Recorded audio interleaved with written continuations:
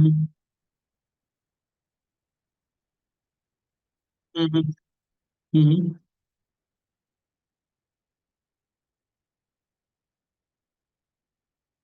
Okay.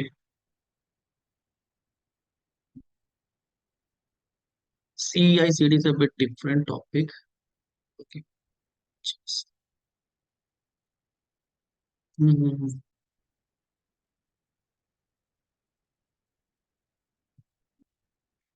So this is basically our course content. Let me share my screen.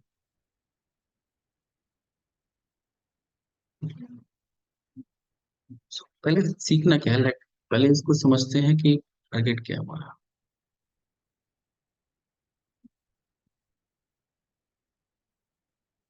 आप लोग ज्यादातर manual tester हैं या उस बैकग्राउंड से? Okay. अब आपको स्विच करना है कहाँ? You have to switch to the automation.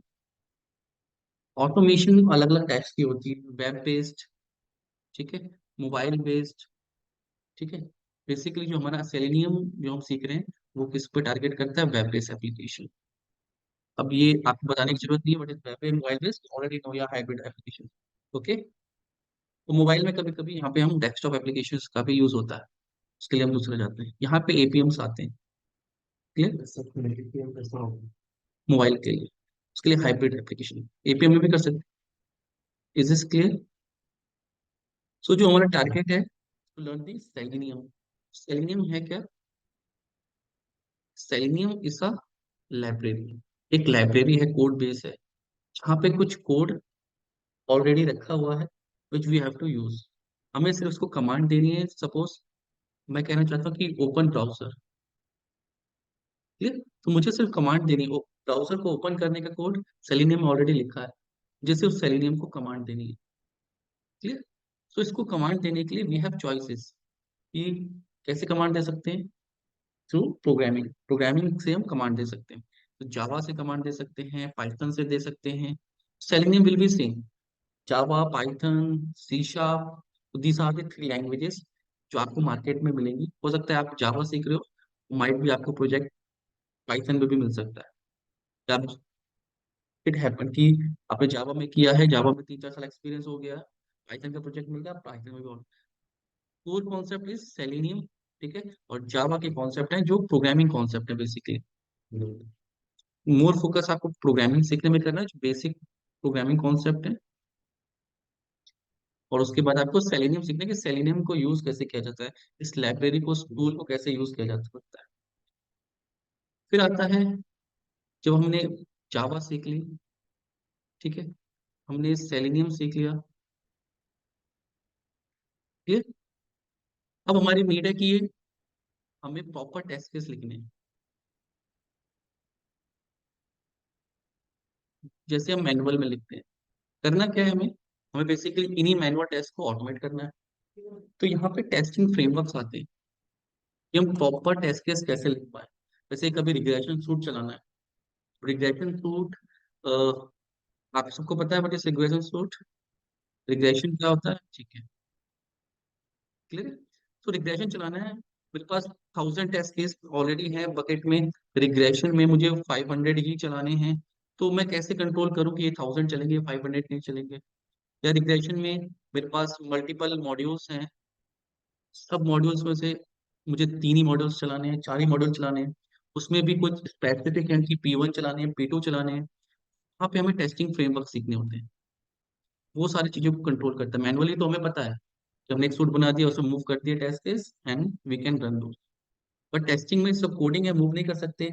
Coding में सब एक साथ चलेगा, तो उसको कंट्रोल करना, तो there we have to learn the testing framework. Selenium के टेस्टिंग फ्रेमवर्क को हम यूज करेंगे, that is called test NG, clear. जब आप पाइथन में सीखते हो, पाइथन में पाई टेस्ट आता है, और मेरे ख्याल से जे एन यूनिट आता है, C sharp. This are the testing framework जो आपको सीखते हैं। BDD is behaviour driven development भी आते हैं इसके बारे में। ये क्लियर हो गया?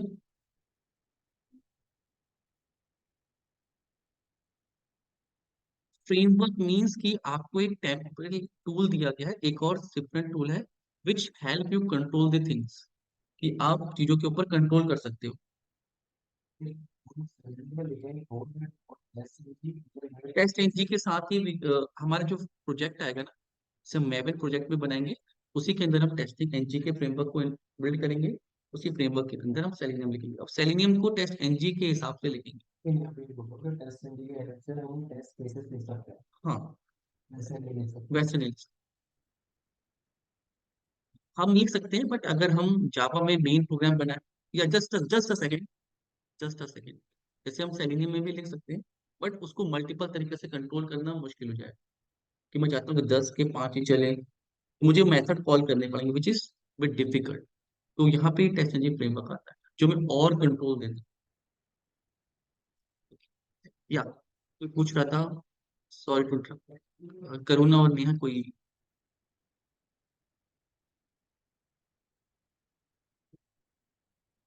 अभी आते हैं, this are different framework, this are testing framework. ठीक है, वो टेस्ट केसेस फ्रेमवर्क है, उसके ऊपर डिस्कस करेंगे। क्लियर? ये टेस्ट केसेस लिखने का तरीका है। क्लियर? फिर इसके बाद हमें एट देन क्या बिल्ड करना है, एक प्रोजेक्ट बिल्ड करना है सेलेनियम का। उसके लिए हम सीखते हैं maven. Maven is a build tool. ठीक है, ये प्रोजेक्ट को बिल्ड करने में, कंपाइल करने में, और कभी आपको प्रोजेक्ट को डिप्लॉय करना होता है, then we have to use git and GitHub. Clear? Maven ये डिपेंडेंसी रिजॉल्वर है बेसिकली। जब हम सेलेनियम पढ़ते हैं तो हमें डिफरेंट डिफरेंट लाइब्रेरी चाहिए होती है। रिपोर्टिंग की लाइब्रेरी, सेलेनियम की लाइब्रेरी, टेक्स्ट एनजी की लाइब्रेरी। तो उन लाइब्रेरीज को मैनेज करने के लिए हमें एक प्रोजेक्ट बनाना होता है, दैट इज कॉल्ड मेवन। तो मेवन एक बिल्ड टूल है जो प्रोजेक्ट को बिल्ड करने में हेल्प करता है, उसको पुश करने में सर्वर में हेल्प करेगा। Is clear? अगेन, फिर हम गिट एंड गिटहब सीखते हैं। गिट एक वर्जनिंग कंट्रोल टूल है, GitHub is a server where we can kept our repository, कि हमें अपना बिल्ड करके एक रिपोजिटरी में कोड रखना है। कभी कभी इंटरव्यू में आपसे गिट की रिपोजिटरी भी मांग लेते हैं कि आपकी गिट आपने कभी काम किया है, सो शो मी योर कोड। तो आप उस रिपोजिटरी को दिखा सकते हैं। तो ऑनलाइन इंटरव्यूज होते हैं तो दे आस्क कि आप लिंक दे दो कि कहाँ पे आपने प्रैक्टिस किया है, दैट दे कैन सी। तो git and GitHub is also a tool which you have to learn. Clear है? तो this is the basic setup जो ऐसे बिगिनर आपको आना चाहिए। क्लियर है? ये तो मैंडेटरी है। फिर जब हम टेस्ट केस की बात करते हैं, ठीक है, जब हम थोड़े से एडवांस वर्जन चले जाते हैं, तो हमारा काम होता है कि हम अपने टेस्ट केस तो लिखें, बट वो कैसे हो, ऑप्टिमल हो, दैट शुड बी ऑप्टिमल। जो रन टाइम है, जो हमारा क्राइटेरिया है किसी वेबसाइट को या वेब एप्लीकेशन को टेस्ट करने का, वो फास्ट और सिक्योर हो और इजी हो। अब हम ऑप्टिमाइजेशन की तरफ जाते हैं। क्लियर? तो वहां पे टेस्टिंग फ्रेमवर्क्स आते हैं। टेस्टिंग फ्रेमवर्क्स की बात आते हैं, ये टेस्टिंग फ्रेमवर्क्स अलग है, ये अलग है। ये बेसिकली टेस्ट फ्रेमवर्क्स हैं। तो इसमें क्या होता है कि अभी जो हम ये बनाएंगे, ये टेस्ट केस है। जैसे मैनुअल टेस्टिंग में आप करते हो, मैनुअल केस में आप क्या करते हो कि मल्टीपल टेस्ट केस बनाते हो। आपने 1000 टेस्ट केस बना दिए। ठीक है? तो ये जो टेस्ट केस है, ये इसको नॉर्मल टेस्ट केस है। ये टेस्ट ड्रिवन डेवलपमेंट इसको हम बोलते हैं। क्या? Test driven development. कि हम जो टेस्ट केस डेवलप कर रहे हैं, हर टेस्ट केस अलग अलग है। तो जो आप मैनुअल टेस्टिंग बनाते हैं, अगर किसी को एक एक टेस्ट केस को हम ऑटोमेट करने लगे, that will call test driven development. तो नॉर्मल डेवलपमेंट है, जो टेस्ट केस की होती है, रन करते हैं, ऑटोमेट होता है। But as the size increase, कभी कभी ऐसा होता है कि मुझे एक ही पेज में विथ 100 और 1000 डेटा के साथ टेस्ट करना है। एक ही फॉर्म है, उसको मल्टीपल बार 100 टाइम्स करना है। तो इस टेस्ट केस को मैं 100 टाइम्स नहीं चलाऊंगा। जो एक सपोज मैंने ईसी फॉर्म 001 बना दिया, तो ऐसा नहीं है कि मैं हर डेटा के साथ अलग अलग बनाऊंगा। तो मैं इसी टेस्ट केस को बनाऊंगा, इसी टेस्ट केस को कॉल करूंगा 100 data. That is called data driven, data driven development. किसी किसी कंपनी में से ऐसा होता है कि बहुत ज्यादा डेटा ड्रिवन काम होता है, तो वो इस अप्रोच को फॉलो करते हैं। क्लियर। ये पुरानी अप्रोच है, नॉर्मल अप्रोच है, ये पहले यूज होती थी, बहुत कम यूज होती है। क्लियर। अब आता है, आजकल आता है बीडीडी, बिहेवियर डिमन, कि आपकी वेबसाइट कैसा बिहेव कर रही है, ठीक है, उसके हिसाब से आप एक घर की लैंग्वेज में कोड लिखते हो, जो एक तरीके से इंग्लिश लैंग्वेज होती है, और उसको पीछे आप कोड करते हो, इसमें जावा मर्ज कर देते हैं। फ्रंट में बिहेवियर ड्रिवन डेवलपमेंट एक तरीके से ब्रिजिंग का काम करती है आपके और प्रोडक्ट ओनर के लिए। किसी में प्रोडक्ट ओनर होते हैं, किसी में कुछ और प्रोफाइल होती है, बिजनेस एनालिस्ट होते हैं, नहीं उसका फ्रेमवर्क है, बीडीडी का फ्रेमवर्क है, आप उसको अटैच करके बनाते हो, ठीक है। उससे उसका कुकुम्बर यूज होता है,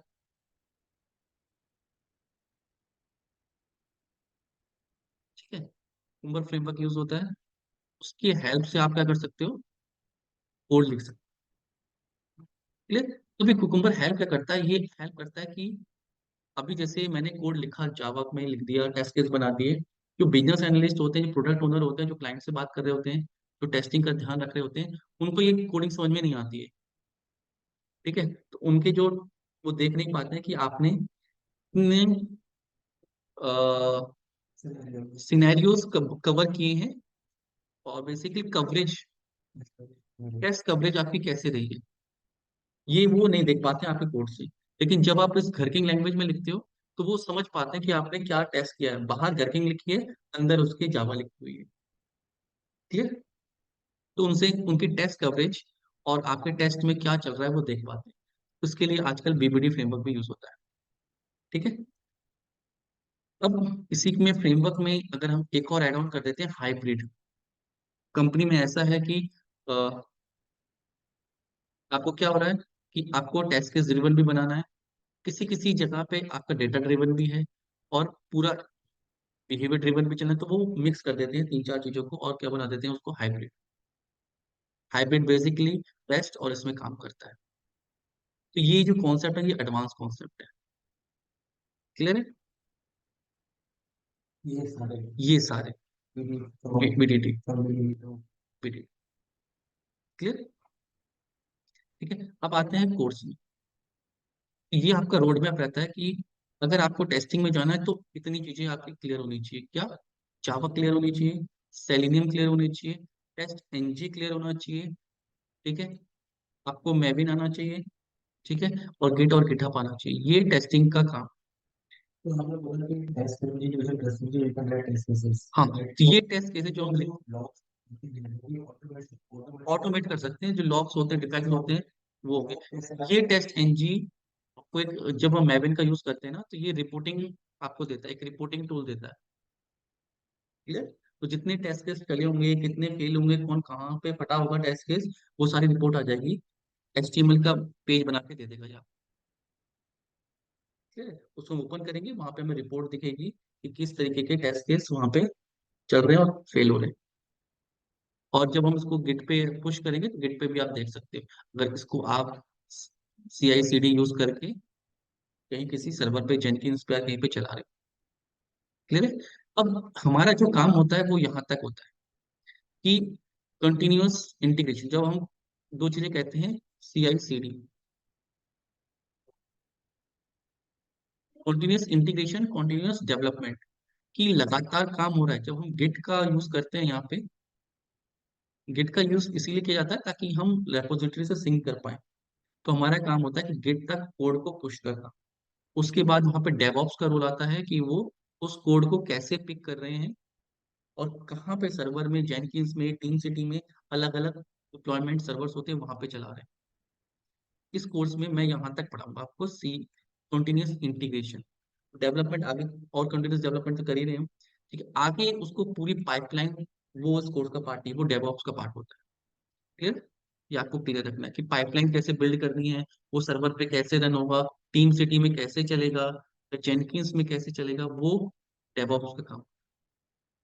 किसी किसी कंपनीज में क्या होता है कि टीम छोटी है, तो वो मैनुअल ऑटोमेशन को ही दे देते हैं, वो एस डी ई डी का रोल आ जाता है, ये प्रोफाइल बन जाती है, software development engineer in test. ये जो प्रोफाइल है, ये ऐसे बंदे हैं जो डेवऑप्स का रोल भी करते हैं, और फिर मैनुअल का भी और ऑटोमेशन का भी काम करते हैं। ये प्रोफाइल थोड़ी सी अलग है किससे, मैनु अगर ऑटोमेशन इंजीनियर से। हाँ, अगर आपको ऑटोमेशन में 3-4 साल हो गए, जैसे मैनुअल में आपको हो गए 3-4 साल हो गए, तो आप ऑटोमेशन में स्विच कर रहे हो। ऑटोमेशन में आपको 5-6 साल हो गए, 3-4 साल हो गए, तो आप डेवऑप्स सीख के भी इसको एसडीटी प्रोफाइल में जा सकते हैं। तो आपका काम होगा कि पूरी टीम, आप सीनियर ऑटोमेशन इंजीनियर की तरह होंगे, कि आपको पूरी टीम कैसे काम करेगी उस पर ध्यान देना है। टीम कहाँ कोड करेगी, किस बिहेवियर को फॉलो करेगी, ठीक है, वो कहाँ बिल्ड होगा, बिल्डिंग प्रोसेस की पाइपलाइंस कैसे चलेंगी, वो कैसे ट्रिगर होगा, हम कौन से सर्वर्स का यूज करेंगे, वो भी रोल आपका आ जाता है। जब वो रोल आता है, तो या तो कंपनीज में डेवऑप्स की टीम अलग होती है, या किसी कंपनी में एसडीएटी रोल होते हैं, कि एक्चुअली ऑटोमेशन वाले को इतनी नॉलेज हो कि वो इनको भी हेल्प कर सके। क्लियर। तो यहाँ से रोल थोड़ा सा अलग हो जाता है जब आप सीआईसीडी की बात करें। तो हमारे टेस्ट में क्या क्या आएगा, हमारे टेस्ट में आएगा सबसे पहले core Java, basic core Java और इसके ओप्स कॉन्सेप्ट। क्लियर, ये आपको चाहिए। फिर हमें सीखना है सेलिनियम। सेलिनियम से बेसिकली हम वेब एलिमेंट को कैसे कंट्रोल करें, वो सीखते हैं। Web element, text box, drop down, list, calendar, ठीक है, जो भी सारे बटन्स।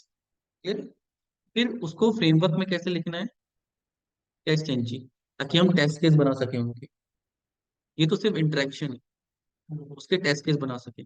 फिर टेस्ट केस जब बना रहे हैं तो प्रोजेक्ट बिल्ड कर सकें। क्लियर, एट एंड प्रोजेक्ट चाहिए, और प्रोजेक्ट को पुश करने के लिए गिट एंड गिटहब।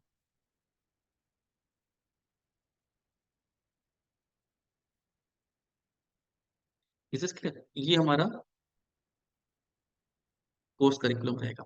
अब इसमें जो कोर्स है, इसमें कहीं पे सिक्वल भी है, जैसे हाँ, बीडीडी का मैं आपको नहीं, वो नहीं रहेगा। बीडीडी का मैं आपको आइडिया दूंगा कि डेटा ड्रिवन डेवलपमेंट कैसे होती है, क्योंकि वो फ्रेमवर्क अलग है। टीडीडी कैसे काम करता है, इसके आपके टेस्ट केस एक बना के देंगे, कि फाइल से, एक्सेल फाइल से अगर डेटा लाना है, ठीक है, और सर वो अपनी टेस्ट केस में भेजना है, उसका आइडिया मैं पूरा टेस्ट ड्रिवन फ्रेमवर्क नहीं बनाएंगे, बट टेस्ट केस लिखेंगे जो डेटा ड्रिवन हो, ताकि आप जब प्रोजेक्ट में काम करो, वहां पे आपको इस तरह की चीजें मिलेंगी तो आप कर सकते हो। क्योंकि complete test driven development framework नहीं बनते हैं। बेसिकली हम हाइब्रिड का यूज करेंगे, यहाँ पे हम नॉर्मल टेस्ट केस तो लिखेंगे, उसके बीच में हम क्या करेंगे, आपको टेस्ट केस जब हम बात करते हैं डेटा ड्रिवन की, तो मतलब है कि एक्सेल में डेटा रखा हुआ है, वहां से रीड करना है, टेस्ट केस में लाना है और वेबसाइट पे भेजना है। जो रिजल्ट आएगा उसको अपडेट कर देना है एक्सेल। तो वो प्रोसेस सीखेंगे। पीयूएम, लाइब्रेरी आती है पीयूएम एक्सेल की, वो लाइब्रेरी, वो भी इसका पार्ट है। क्लियर। फिर एक टेस्ट केस में आपको बिहेवियर ड्रिवन का भी बना के दिखाऊंगा। बिहेवियर ड्रिवन कुकुम्बर को कैसे यूज किया जाता है, ठीक है, इसके हेल्प से आप कैसे आगे टेस्ट केस लिख सकते हैं। क्लियर।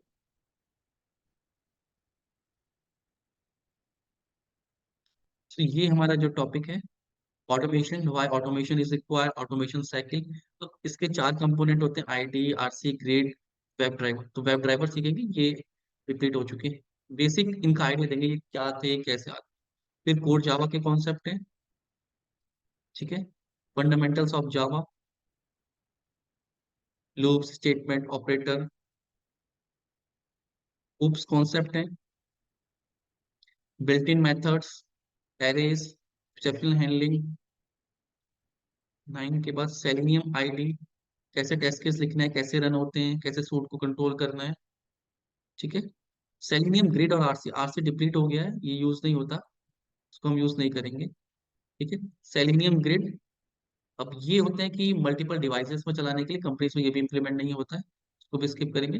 वेब ड्राइवर पढ़ेंगे, ठीक है, ये सारी चीजें पढ़ेंगे। नेविगेशन, ये तो उसका पार्ट है, ठीक है। इसमें डेटाबेस टेस्टिंग का भी ऐड है। तो कभी कभी जैसे होता है कि आप मैनुअल टेस्टर हैं या आप उसमें जंप कर रहे हैं, आपको कभी कभी डीबी टेस्टिंग के लिए भी बोला जाता है।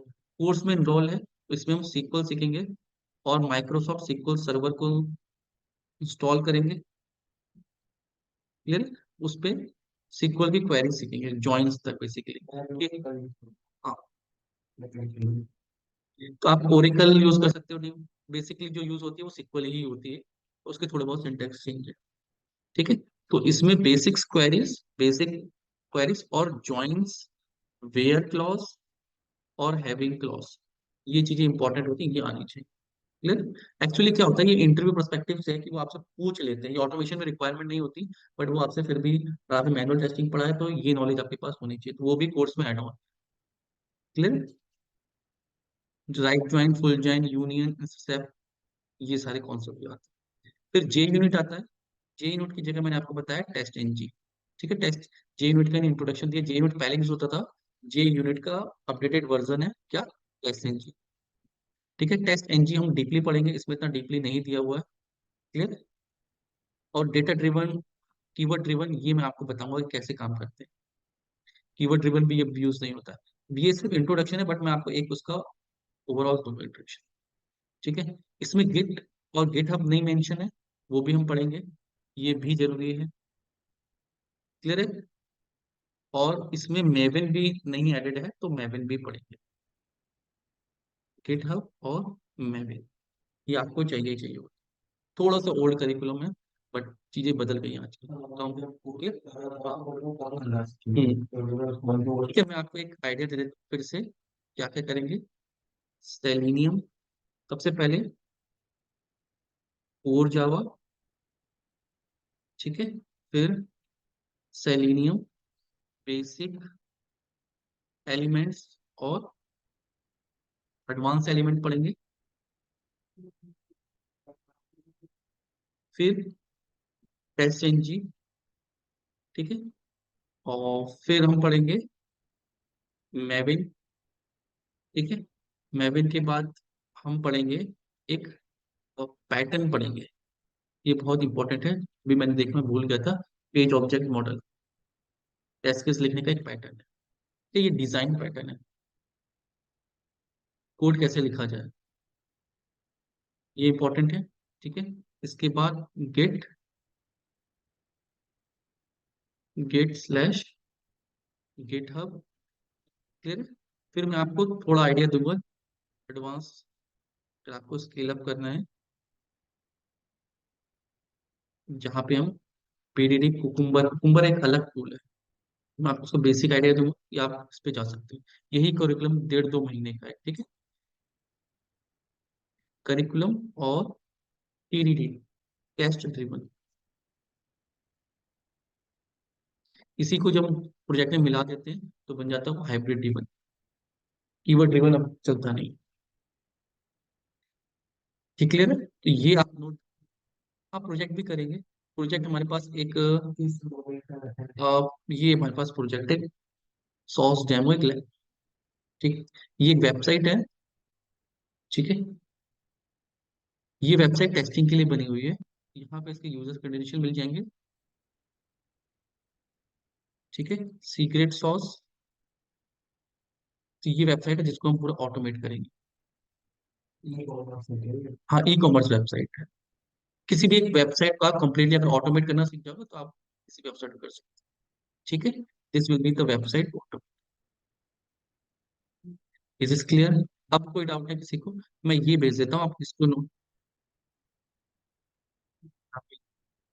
ये जस्ट बेसिक आइडिया, ये क्लियर है? ठीक है, या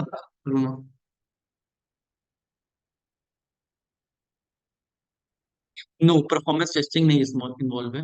परफॉर्मेंस टेस्टिंग अलग होती है, उसके टूल्स अलग होते हैं। हम अभी जो टारगेट कर रहे हैं वो ऑटोमेशन टेस्टिंग है, this is called automation testing. ठीक है, वो परफॉर्मेंस टेस्टिंग के टूल्स जेमीटर और वो अलग से, क्लियर? वो परफॉर्मेंस टेस्टर्स अलग होते हैं, manual tester, performance tester, perform और ऑटोमेशन टेस्टर, तीनों प्रोफाइल अलग अलग। बट कभी टीम भी अलग होती है, और कभी कभी ऐसा होता है कि कोई ऐसा है जो पहले ऑटोमेशन करता था, परफॉर्मेंस करता था, उसके पास दोनों की नॉलेज है, तो स्विच करते रहते हैं। बट जो हमारा जो करिकुलम है is basically for the automation testing, performance at नहीं। सो ये वाला कमिटमेंट है, basic idea of comber TDD. मैं ये आपको भेज देता हूँ। या क्लियर है? अब कोई डाउट है किसी को? और इसमें जो हम आईडी यूज करेंगे वो एक्लिप्स यूज करेंगे। ठीक है?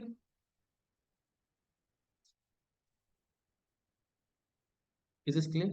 ये बेसिक हमारा रहे। इसमें किसी को डाउट है? और सीक्वल के लिए सॉरी, इसमें सीक्वल ऐड करना भूल गया। और सीक्वल में भी पार्ट सीक्वल, इसमें जो हम सर्वर यूज करेंगे that will be SQL server. ठीक है? और उसमें माइक्रोसॉफ्ट का डैशबोर्ड। तो किसी कंपनी में जावा ज्यादा कोडिंग होती है तो ओरेकल यूज करते हैं, डॉट नेट वाले माइक्रोसॉफ्ट के प्रोडक्ट यूज करते हैं। फिर तो माइक्रोसॉफ्ट सीक्वल सर्वर आता है। क्लियर?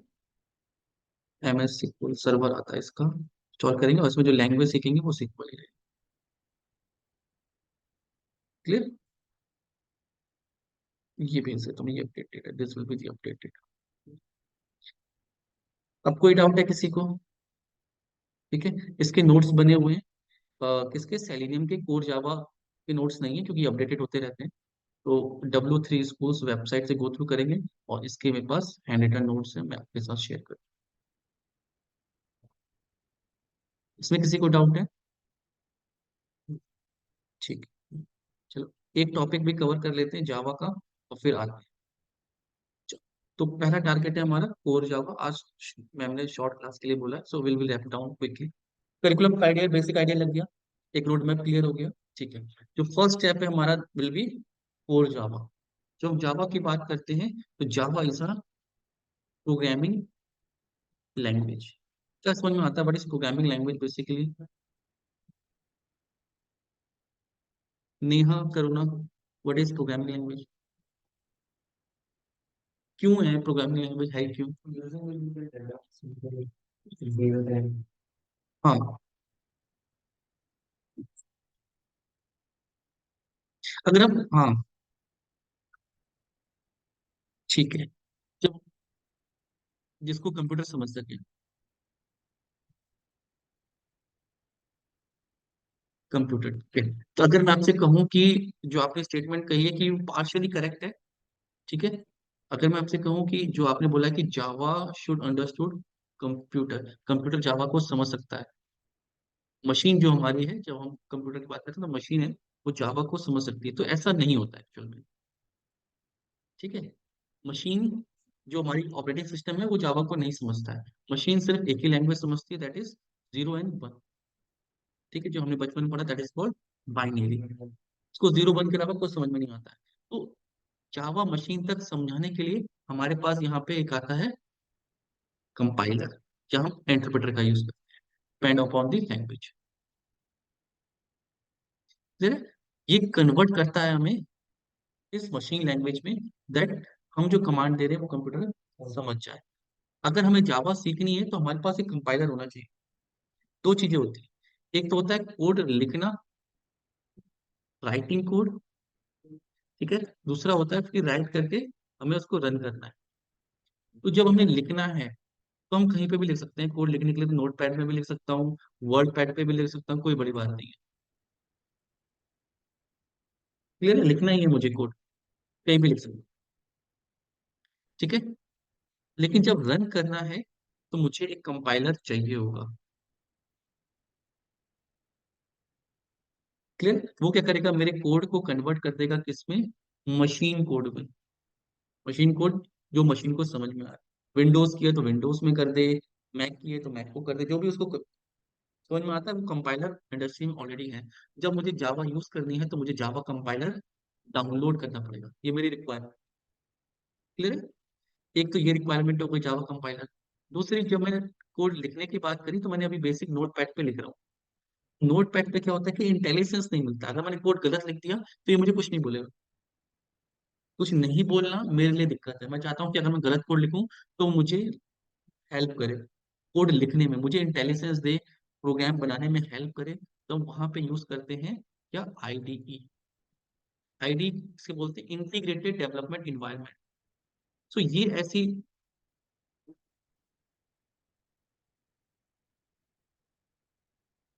ये ऐसा सॉफ्टवेयर है जो हेल्प करता है और सॉफ्टवेयर बिल्ड करने में।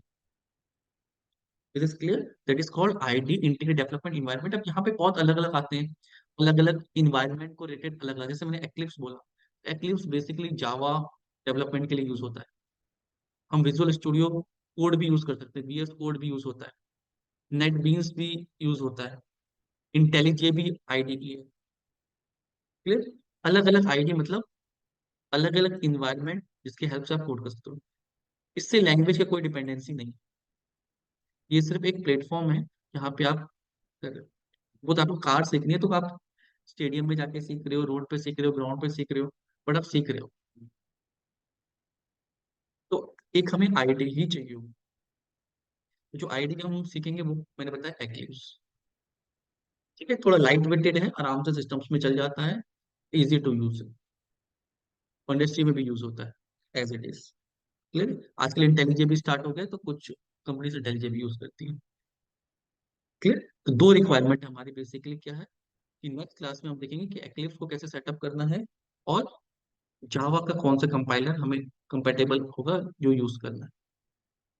क्लियर, फिर हमारा काम होगा जावा को सीखना, और जावा। जावा में दो चीजें होती है, एक होती है सिंटेक्स सीखना, दूसरा होता है लॉजिक। ठीक है, सिंटेक्स कि किसी भी प्रोग्रामिंग को कैसे लिखा जाए, क्लियर, और उसका क्या मतलब है, कब यूज किया जाए।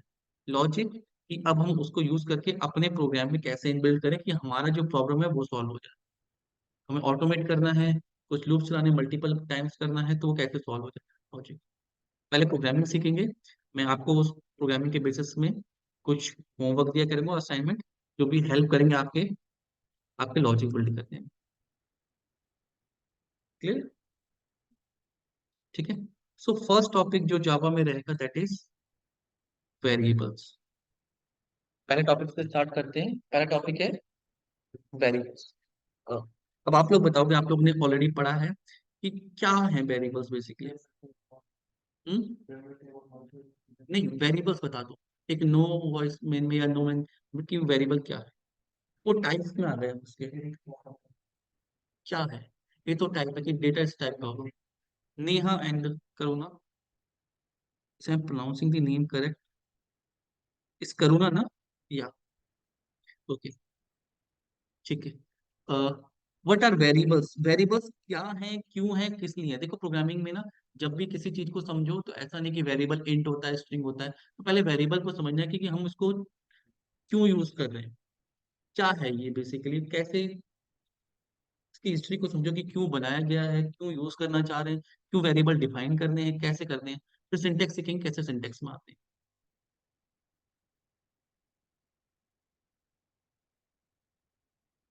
ओके,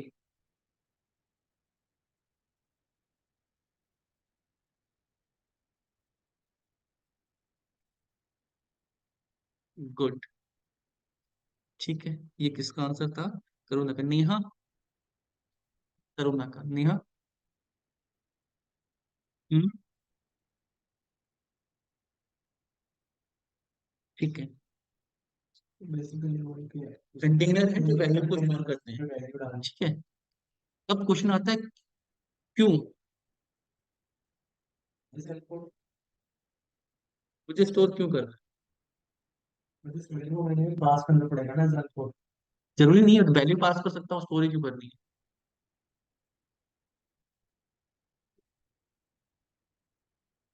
अच्छा चलो, अभी समझ में आ जाएगा। आप सही कह रहे हो, बस मैं रीजन जानने की कोशिश कर रहा हूँ आप क्यों कह रहे हो। हम वेरिएबल को एक कंटेनर मानते हैं जिसमें हम वैल्यू को स्टोर कर सकते हैं। क्लियर, कहाँ देखें आपने कंटेनर, सबसे ज्यादा कंटेनर आपने कहाँ देखे, बोर्ड पे, वेरी गुड, और किचन में, अब आपको रिलेट करना प्रोग्रामिंग स्टार्ट हो जाएगा किचन में। ठीक है, क्या काम है किचन में कंटेनर का? सामान रखने की बात, अब आपको समझ में आ जाएगा क्यों यूज करते, क्या यूज है क्या।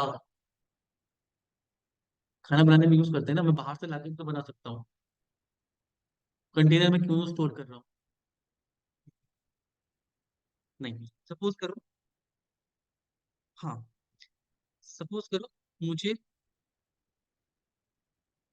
मुझे टी बनानी है, मुझे क्या चाहिए होगा? Water, milk, sugar, T. मैं बनाने बैठा, मेरे पास कुछ भी नहीं है, मैं मार्केट गया पानी लेके आया, फिर मुझे आता है मिल्क चाहिए, मिल्क लेके आया। तो इसमें जो मेरा वर्क अराउंड टाइम होगा वो बहुत ज्यादा हो जाएगा। मुझे जब भी जो कुछ बनाना है, या सपोज मैं एक ही बार में चार चीजें ले आया, ठीक है, फिर मुझे लंच प्रिपेयर करना है, तो मुझे याद आया दाल तो है ही नहीं, राइस तो है नहीं, फिर मैं वो लेने गया, लंच मेरा बन रहा है, लेकिन जो टाइम लग जाएगा वो बहुत ज्यादा लग जाएगा, एक ही लंच प्रिपेयर करने में 3 4 आवर लग जाएंगे। ये पहले सामान लेके आ रहा हूँ, फिर बना रहा हूँ, सामान लेके आ रहा हूँ, फिर बना रहा हूँ, सामान लेके आ रहा हूँ, फिर बना रहा हूँ। तो जो मेरा क्या रिपीटेड काम है, कॉम्प्लेक्सिटी बढ़ रही है मेरे प्रोग्राम की, जो टाइमिंग है, ठीक है, वो बढ़ रही है, कि मैं कहीं जाके डेटा लेके आ रहा हूँ और फिर स्टोर कर रहा हूँ। वो उस डेटा मैंने एक्सेल में रख दिया, वहां से लेके आ रहा हूँ, फिर यूज कर रहा हूँ, डेटा पास ही करता जा रहा हूँ, कंटेनर रख नहीं रहा हूँ। कंटेनर क्या करते हैं आपके प्रोग्राम में, आपने से बताया था, वैल्यू को स्टोर कराते हैं, ताकि हम उसको आगे जाके ऑप्टिमाइज वे में यूज कर पाए, बार बार सर्वर पे हिट ना मारना पड़े डेटा के लिए।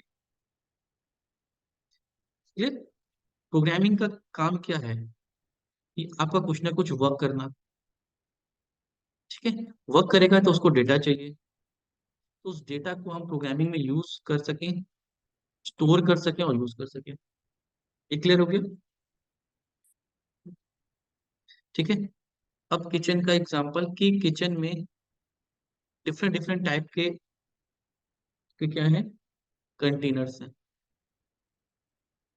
क्यों, कौन कौन से टाइप के? कोई 2 लीटर का होगा, कोई 10 लीटर का होगा, ठीक है, कोई सॉलिड रखने के लिए होगा, कोई लिक्विड रखने के लिए होगा। क्लियर है? तो आपको ये समझ में आ गया कि कंटेनर अलग अलग टाइप के चाहिए, based on the type of storage, कि हमें क्या स्टोर करना है।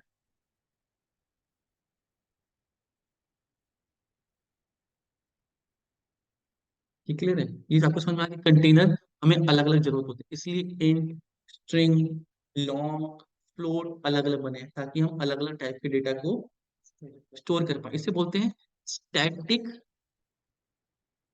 Typing, data type. ये स्टैटिक है कि आपने इंट बना दिया तो उसमें इंटीजर डेटा ही आएगा। कुछ प्रोग्रामिंग ऐसे है जहाँ पे डायनेमिक है। डायनेमिकली क्या होता है कि आप वेरिएबल बनाते हो, जिस टाइप की वैल्यू आएगी वो वेरिएबल उसी टाइप का हो जाएगा। पाइथन में, जैसे हमने पाइथन में a इज इक्वल टू 10 रख देते हैं, को डिफाइन नहीं करते, तो 10 a हो जाएगा, a की वैल्यू 10 हो जाएगी और इंटीजर हो जाएगा, अपने आप इंटीजर बन जाएगा। That is called dynamic. लेकिन जावा में स्टैटिक होती है। स्टैटिक का मीन्स है कि आपको पहले से डिफाइन करना पड़ेगा कि आप किस तरह की वैल्यूज में स्टोर करोगे, फिक्स्ड होगी, तो बोलते हैं स्टैटिक डेटा टाइपिंग। ये क्लियर है? तो आपको ये समझ में आ गया कि टाइप्स ऑफ स्टोरेज हमें अलग अलग चाहिए होंगे, और कितनी होती है जावा में वो भी सीखेंगे। कंटेनर डेटा को स्टोर करना है, कंटेनर के टाइप अलग अलग होंगे, ठीक है। अब एक और इम्पोर्टेंट, कि किचन है, किचन में सपोज करो कि बहुत सारे बॉक्सेस रखे होते हैं और सब अलग अलग है, सब सेम है, सपोज सब ब्लैक बॉक्सेस हैं, ठीक है।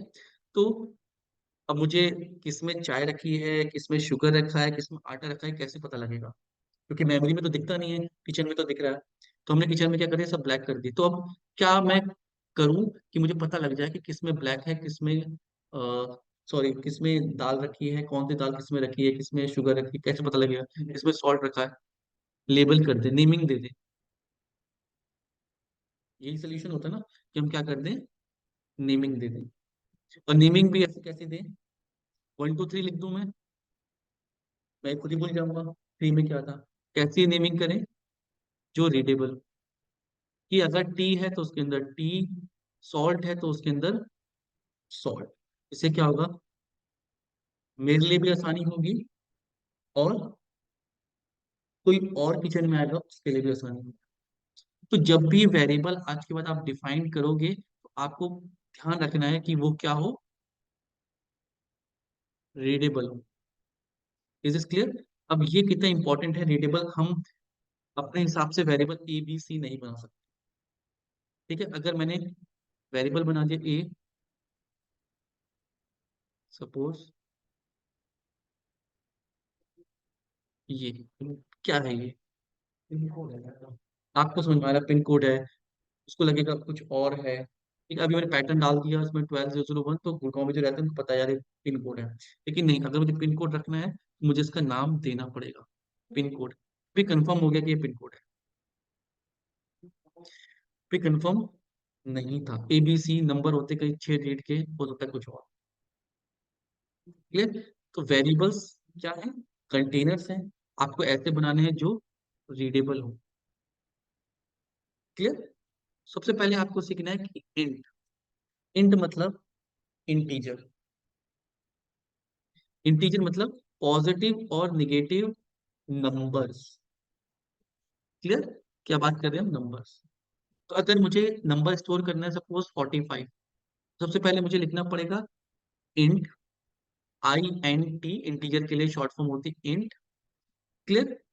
एक वेरिएबल, सपोज मैं एक वेरिएबल बना दे रहा हूँ नंबर या मार्क्स, ये मार्क्स है, किसके मार्क्स से बात, मार्क्स, और फिर वैल्यू, और फिर सेमीकोलन। ये सिंटेक्स है, ये तरीका है किसी वेरिएबल को वैल्यू असाइन करना उसके टाइप के साथ।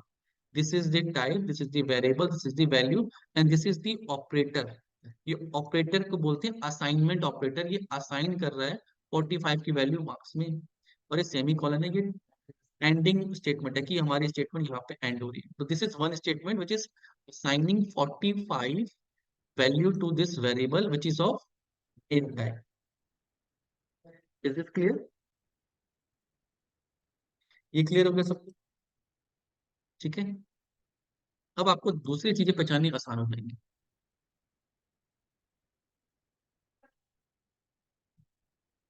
ठीक है, अब इसमें डिफरेंट डिफरेंट टाइप्स के वैल्यूज कौन कौन सी होती हैं, अभी इन पे भी आएंगे। ठीक है, अब है in Java there are different types of variables. कौन कौन से? स्ट्रिंग, स्ट्रिंग का मतलब टेक्स्ट से होता है, कि जब भी हमें कोई टेक्स्ट स्टोर करना है तो हमें क्या वेरिएबल लेनी है? स्ट्रिंग। स्ट्रिंग का S कैपिटल होता है, क्लास को बिलोंग करता है। अभी जब क्लास समझेंगे तो उसको समझेंगे। क्लियर है? अब स्ट्रिंग में डिफरेंस ये है कि अगर आपको इसको देना है तो डबल कोट्स के अंदर देना है। क्लियर? तो यहाँ पे मैं नाम लिख सकता हूँ, एक स्ट्रिंग बना देता हूँ, string name is equal to Rahul. ठीक है, this is the variable, this is the data, assign किया है स्ट्रिंग टाइप। अब हम इसको यूज कर सकते हैं। क्लियर? इंट समझ में आ गया। फ्लोट, जब भी हमें वैल्यू डेसिमल में रखनी है पॉजिटिव और negative, we will use float. ठीक है, कैर, कैर का मतलब होता है सिंगल करेक्टर। मुझे जब सिंगल करेक्टर स्टोर करना है, सपोज मुझे आंसर स्टोर करना है यस और नो में, सिंगल कोट वाई या N. Clear?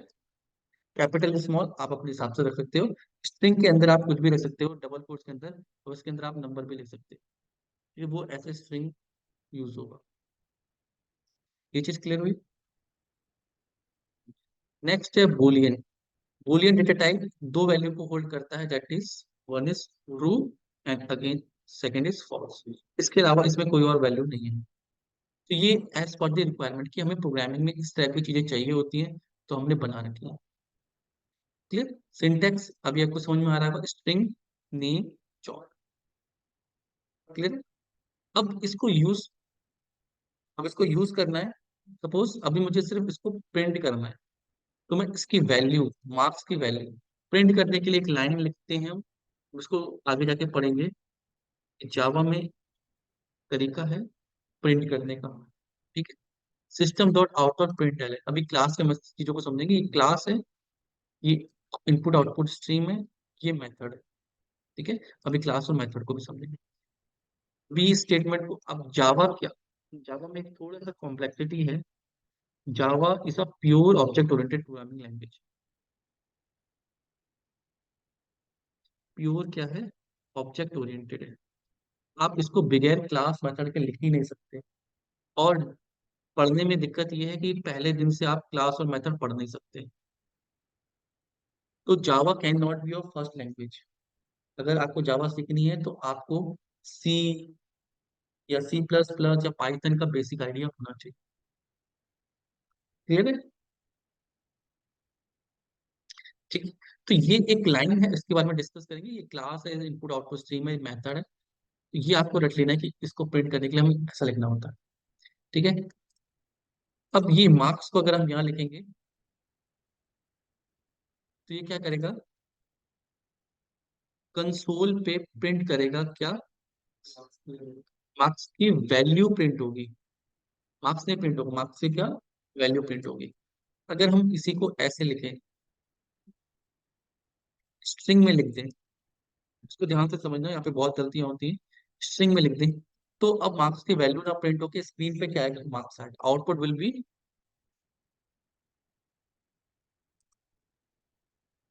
Output will be marks, small. Clear. ये स्ट्रिंग है, ये वेरिएबल, छोटी छोटी चीजें। क्लियर है। इतना समझ में आ गया। तो ये चीज, अब ये लाइन, कोड ऑफ लाइन समझ में आ रही है। ये सिर्फ प्रिंट कर रहा है। क्लियर। लाइट चली गई। चल ऐसे भी।